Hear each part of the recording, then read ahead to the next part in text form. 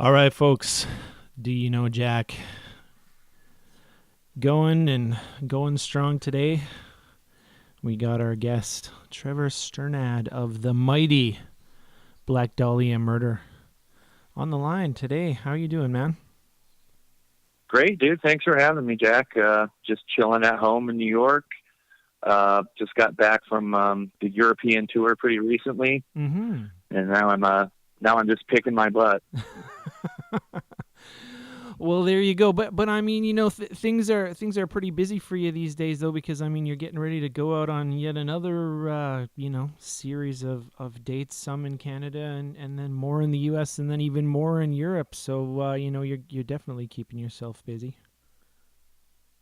Yeah, but that's not the end of it either, man. There's more tours coming together after all those three, and yeah, it's still 2018 is going to be a very, very busy year for us. Which is a good thing. Yeah. Well, now, seeing as you've been at this a while, Trevor, I mean, is there anything, any regimen that you ascribe to just to prep for tours of this nature?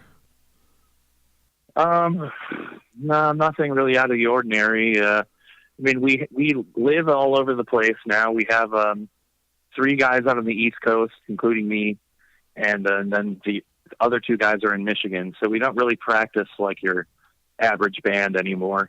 It's like a lot of homework. The guy we'll fly into Michigan a couple days before a tour and play together for a few days and get bust the kinks out. But yeah, it's definitely different.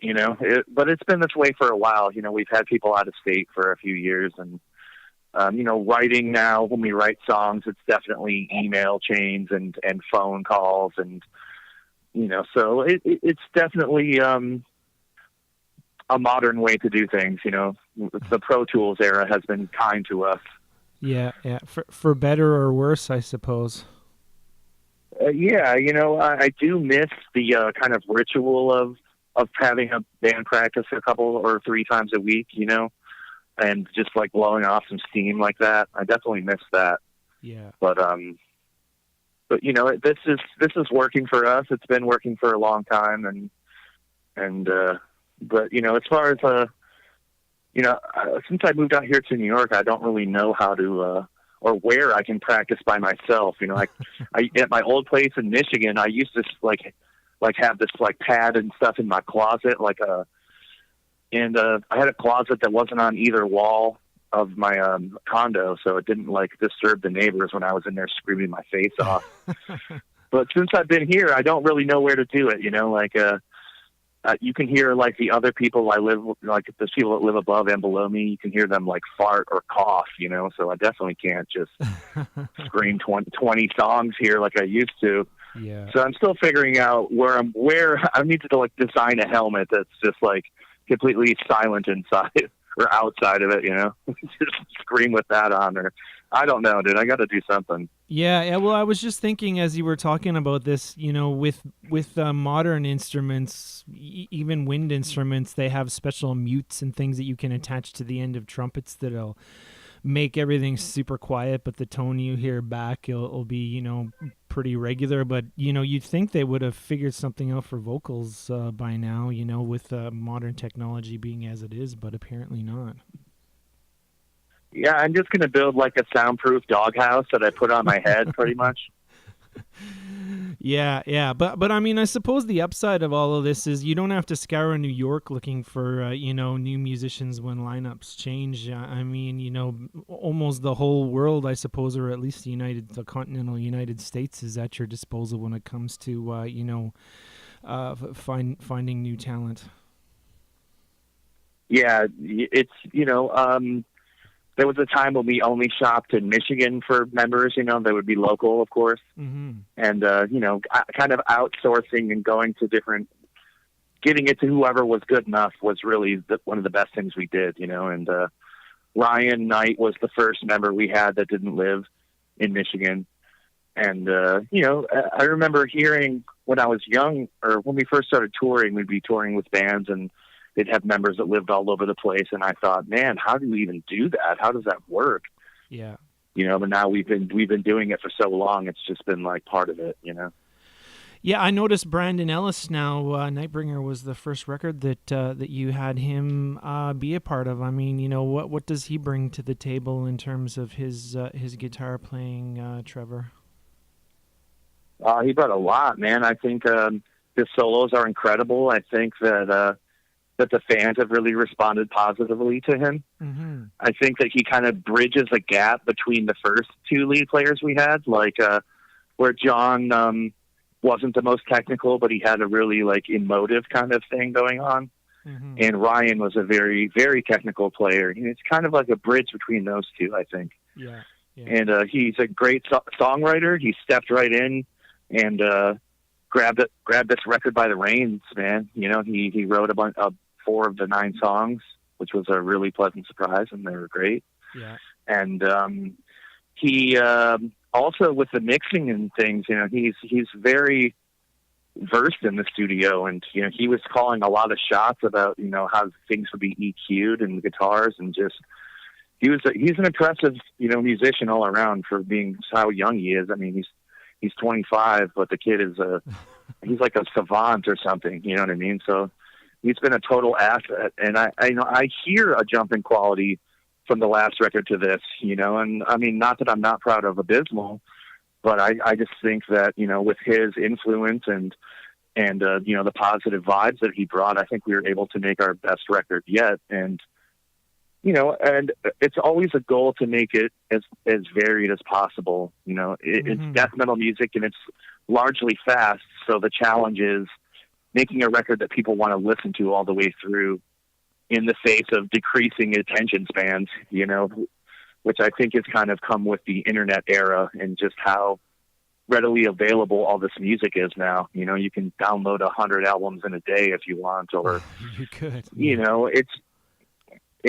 or stream anything you want. And so, I think it's a real challenge to make extreme music something that is catchy, but varied and satisfying on that kind of level of being, dynamic. And so, I just see this record as the ultimate statement in that regard so far for us. I feel like the songs are very strong on their own, but listening to the album as a whole, it has some peaks and valleys, and it's very cool in that way. So now, very proud moment for us, and Brandon was a big part of this. Yeah, well, for sure, man. And am I reading this correctly? Was the man himself, Mr. Brian Slagle, sort of overseeing this project? No, I mean, he pretty much just lets us do our thing. I think he knows that, we're not going to change, and they've always been really, really behind the band, and yeah. I mean, we re-signed with them a couple times now. Just, we've had such a great relationship with them. I think that from the moment he signed us, he saw something special in us, and he saw how hungry we were to get out there and tour. And, they've always put tons of advertisement and elbow grease into the band, and it's been a big family affair with those guys. Yeah. So, I definitely feel bad for some of our peers that have changed labels a million times, and I can't imagine what that's like. It must be traumatic, because we've always had this great team of people that I know and behind us. So definitely cool. Yeah, I mean, I've had a chance to read and actually interview Brian about his autobiography. I guess sort of almost more like a history of Metal Blade Records. And, there's a couple of things that I've gleaned from that. And one is that his tastes are very versatile. And then number two, he really believes in the product that he puts out and lets people essentially, as you said, just kind of do their thing. And, I mean, he signed the band obviously because he's a fan first and foremost.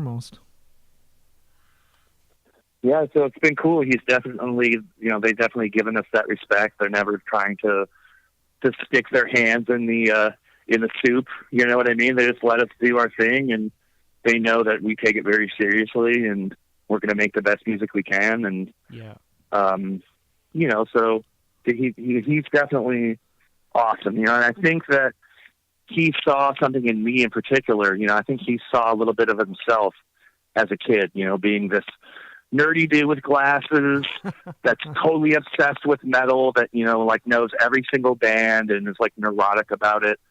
You know, so I think he just saw a little bit of himself in me, and, you know, in the initial days of this band, and thought that was cool, you know. Do you think death metal in general is a genre a little bit more accepting of nerdy dudes with glasses? Yes and no, you know. Or have you, sort of pioneered that? I guess in a way I didn't mean to, you know. Really, like the visual aspect of the band, what we look like, that's like the last thing we think about. You know, it's really about making good music, and then the rest kind of falls into place. You know, but live, and I just have so much fun up there, man. I can't really pretend I'm in Behemoth or something. You know what I mean? And be all leathered up and scowling. But you know, to me, I'm just a fan first. So, you know, but, you know, I think us being kind of weird, you know, sore thumb like that, being this, you know, for a long time I had short hair and, you know, these big glasses that look like some serial killer glasses or whatever. I think that just being oddballs kind of spoke to people and kind of helped us stand out, even though it was an accident. You know, I would have rather been cool, you know, honestly, but. Yeah, well, you know, I noticed you have a column called the Obituarist, and I would imagine, you know, given the name and the title and even the artwork behind it, you're a massive Obituary fan, and I mean, those guys make death metal look super cool. Right. Oh, yeah, they're absolutely one of my favorite bands, and, you know, it's definitely a tribute to them in a way. But, you know, the column is awesome. I enjoy doing it. It's fun to give a voice to, like, so many small bands that I like and I don't see in metal media, you know, especially brutal death metal. I think it gets largely glossed over, you know, like Decibel barely touches it, you know, like, but it's actually in the biggest upswing it's been in ever. You know what I mean? More kids are into it now than ever. And, you know, I'm just a huge fan, so I'm already buying all this stuff and, you know, supporting the scene. So just kind of like showing what I'm up to and what I'm listening to, you know, is an easy thing for me to do. And it's been really rewarding, you know, that they say that there's like 10,000 hits on the column. So you think about, you know, 10,000 people find out about some weird poop and pee death metal band from Indonesia. You know, that's an awesome thing. It's powerful. You know, it's very cool for me to use my platform or whatever to do that, you know. What is it about the Indonesian death metal scene right now? Because I can remember a few years ago when Roadrunner had their sign me to roadrunnerrecords.com website that there was so many really underground death metal bands that were just coming out of the woodwork from Indonesia. I'm not sure what happened or what like spurred all of this, but there's just in recent times there's been so many death metal bands. And, you know, you look at, like, their commander-in-chief over there is a metalhead. There's pictures of him wearing a Napalm Death shirt walking through a crowd at a show, and every single person is trying to take a picture of him, you know, because he's their president or whatever. So, like, I mean, metal is in the public consciousness there. You know, I'm not sure why. I'm not sure where it began, but they really, really love brutal death metal. And largely their scene is influenced by, you know, California legends Disgorge.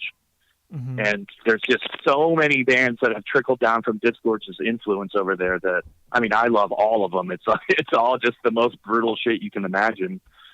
But, you know, I really like their scene, how their level of excitement for this music, you know, it's like having broken cymbals and, you know, not having a lot of money or for equipment or recordings doesn't stop them. You know, it's like an entire labor of love. And I think that's just, it speaks to me. It's just so honest and real to them, you know? Yeah. Well, so, you know, I like a funky death metal record. It doesn't have to sound perfect. You know, I'm sick of perfect, you know? It's easy to make a perfect record. You know, you just quantize the shit out of everything in Pro Tools. And then you replace the drums with shotgun sounds. And then, you know, you have every death metal record that comes out anymore. So just like those kind of records just go in one ear and come out the other for me, man. I'm sick of that. It's all like replaceable, disposable, you know. So to have recordings that have actual personality like they used to before the year 2000, is what appeals to me. Yeah. And that's something that we've been trying to do too. We have done the drums completely live for the last few records, and haven't quantized them a bit, and it's more painstaking and more time consuming to get the right tones of the drums and to get the right takes, but the end result is something that sticks with you. And it took us a while to put our finger on that. We were like, why is every old record so good and every new record so lame?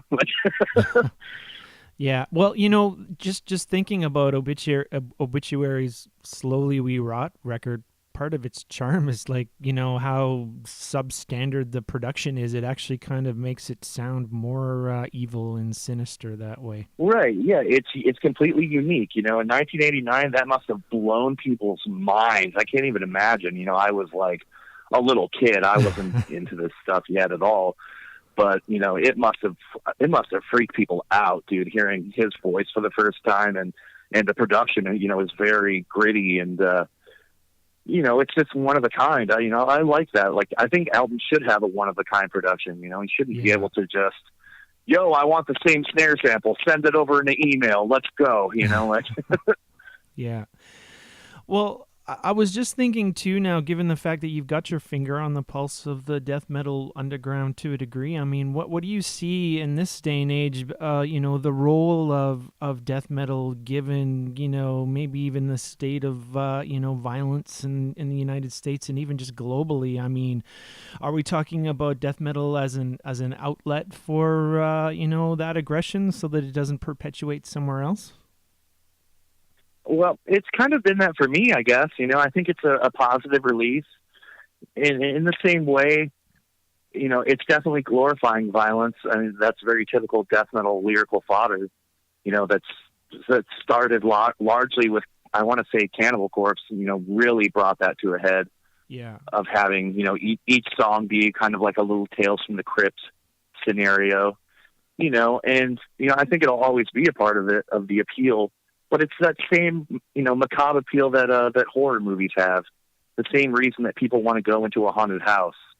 You come in with the idea that something is going to repulse you or scare you or make your heart pound in a certain way, and it's all in good fun, really. You know what I mean? Yeah. But, the world is getting so violent and increasingly shitty that it's kind of taken the piss out of death metal in a way. You know what I mean? Real life is more gruesome than anything you can come up with anymore. Yeah. And the internet era, too, has done that. I think that every kid now out there that's been born into the internet era has seen shit porn by the time he's 4. You know what I mean? And just, it's totally desensitized the entire world, I think, to a lot of the tricks that death metal had. Because I remember, Cannibal Corpse, when I first got Butchered at Birth, and when I was reading through the lyrics, it seriously shocked me to the point where I was like, I cannot finish this bowl of cereal right now. It was devastating. And, that was like right before the internet took off. It was around 95 when I first started getting into death metal. So it was still like looking through the thank you lists of CDs for other bands. And, now there's a lot to be thankful about with the internet, but I think largely it's been bad for humans.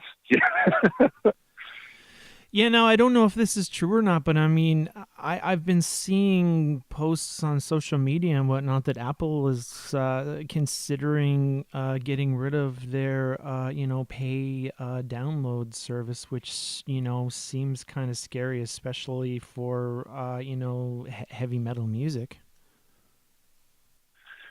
Yeah, there's been a lot of this whole ride, basically, since we got in, started putting out records. There's been so much change in the industry. We've just been kind of like taking it in stride. I remember when people were first saying, CDs are going to go away. I was like, no way, and they totally have. I mean, they're barely hanging on.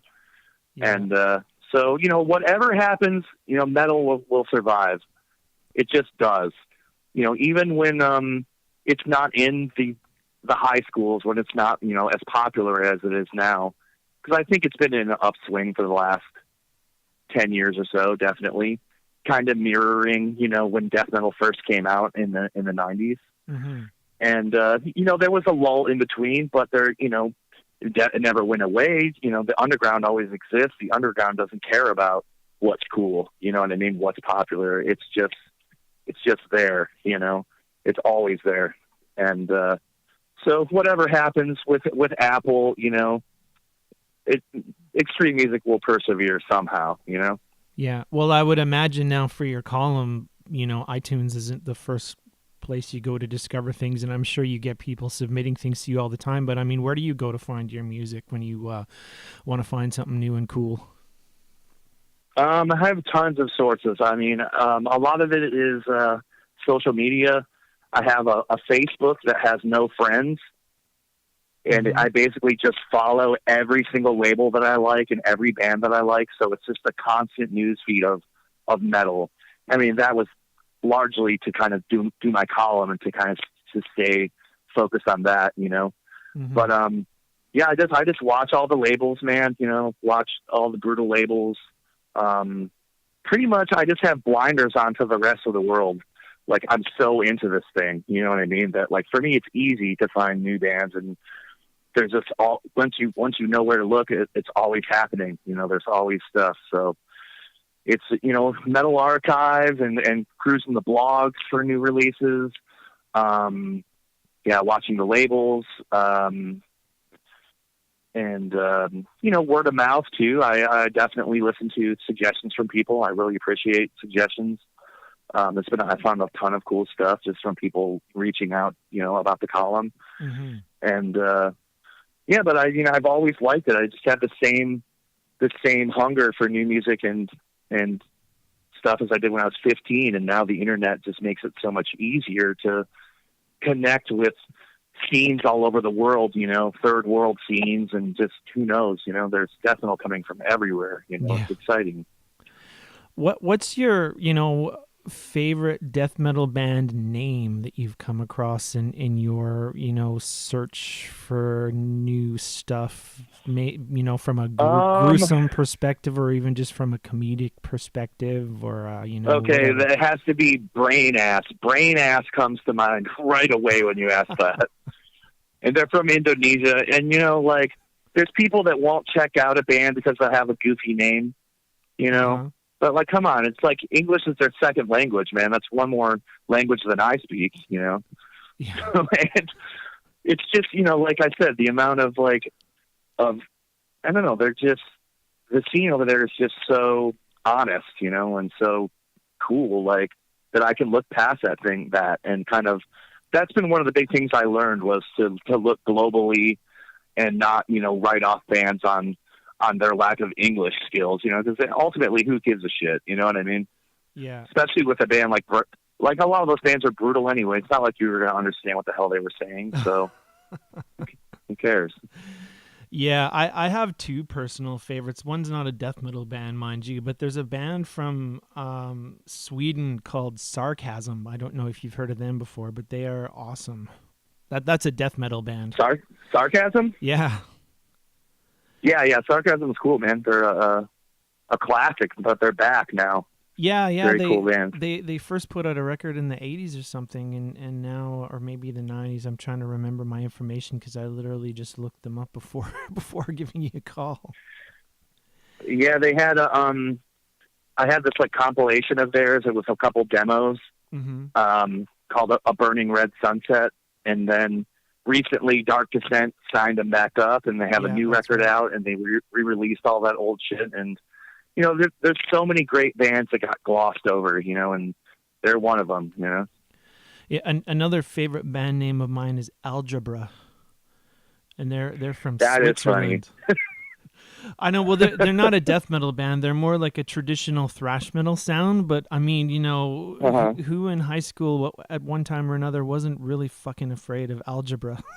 Like literally. Oh yeah, that's math. awesome. That's scarier than any like violent thing you can think of, and that resonates way more with me than Severed Head or whatever.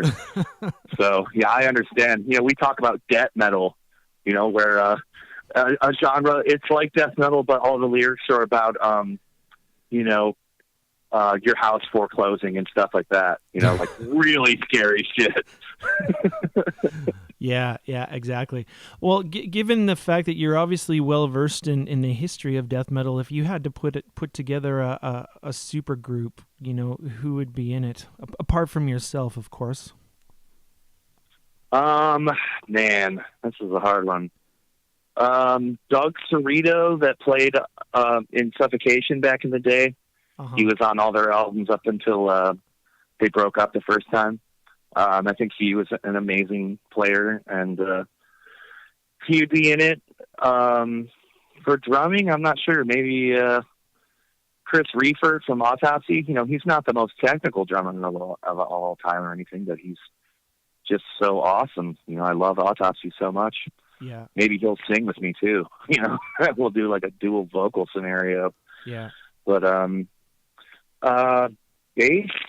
Man, I'm not sure. That's a tough one. I guess Alex Webster, you know, he's amazing. He's the guy. Cannibal Corpse, dude. Forget about it. He's the king of death metal bass. Yes. So, yeah, there you have it, man. I don't know. We'll call it, I don't know. Foreclosure, dude. Foreclosure. You know, look out. So if you yourself weren't the vocals in this group, would it be Mr. John Tardy of Obituary that would handle it? That would be awesome. He does have the thickest voice ever, and I love the newest record, man. It is so good. Oh, they've really been hitting it out of the park with the last 2 or 3. Yeah, dude, and it's really good, awesome to see them come into like so much popularity recently. You know what I mean? Like they had kind of a hard time for a while there, I think, with like changing labels to Candlelight and back, and now they're on Relapse, which is awesome. And, you know, they did that tour with Cannibal Corpse where they were just below them, and it was massive, man. So, yeah, you know, I'm really happy for those guys. They deserve every accolade they get, you know? Yeah. My personal super group, it's not necessarily death metal per se, but I mean, John would definitely be vocals. And then, you know, Paul from Cynic on guitar, who also played brilliantly on the Human album. Yeah, and also on a Master album. Yes, and then I chose. He's sick, dude. I can see that. I chose Geezer Butler a lot of because, you know, the Plastic Planet album that came out in the 90s from his side project GZR was actually pretty heavy. I wouldn't quite call it death metal, but he had Burton C. Bell on vocals doing his, you know, growly thing, and there was a lot less cleans. So I thought that would be interesting to see. Obviously, Geezer has a penchant for, you know, things heavy. So, you know, maybe him working with a couple of death metal guys would bring out something entirely different in his playing. Yeah, that would be cool, man. I'll have to check that record out. Yeah, it's interesting. I mean, it came out during the whole groove metal, you know, Pantera days, and of course there was, you know, the industrial thing going on with bands like Fear Factory and things like that. So it's a different record, that's for sure. Cool. Yeah, I'll check it out. And then I put Dave Lombardo on drums, just because, you know, again, he's really capable of doing a lot of experimental shit on drums, and plus he can, you know, hammer out the double kick when need be. So, you know, it's like I said, maybe not quite a death metal supergroup I put together there, but it would be weird. No, but it's definitely super. Definitely super. Yeah, for sure. Well, listen, man, it's been great talking to you, and I see now, you know, your tour kicks off here. Let me see. I got to get the dates in front of me. Not till May, mid-May. So, Black Dahlia Murder tour dates with Homewrecker kicking off May 19th in St. Cloud, is that MN, Minnesota? Hitting up Fargo, Billings, Spokane, and then, of course, a full slate of Canadian dates. I would imagine now if you just hit up the Black Dahlia Murder social media that you can get the full complement. And then later on in June, a big tour with Whitechapel, Flesh God, Apocalypse, Aversion's Crown, and Shadow of Intent. That's a full slate of U.S. dates with one stop in Tirana on June 12th at the Opera House. But again, you can check out the Black Dahlia Murder social media and then kicking off a big tour of Europe in August. Trevor, it's been awesome just being able to shoot the shit with you today, man. Yeah, dude, I enjoyed it, man. Thanks for having me. All right. You have a good day, sir. Right on, you too. Thanks a lot. Yep. Bye-bye.